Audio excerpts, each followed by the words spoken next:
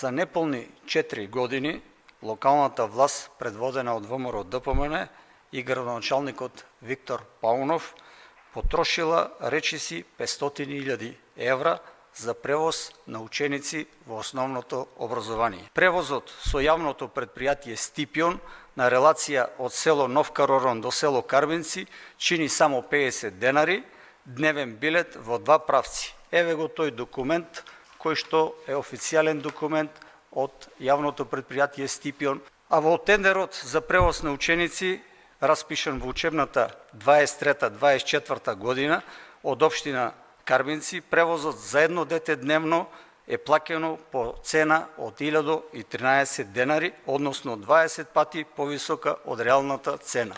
Еве го тендерот кој што го спровела општина Карбинци за одредени релации. Еве, например, од село Горни Габер до Радање, општината наплаќала цена од 1878 денари или околу 30 евра дневно, повторувам, за еден ученик на еден ден. За 30 евра истиот превозник обезбедувал превоз до Црна Гора во двата правци. Градоначалникот годишно за еден ученик на оваа релација потрошил 332.640 денари или околу 5.000 евра. Прашањето во чии џебове завршуваат овие средства?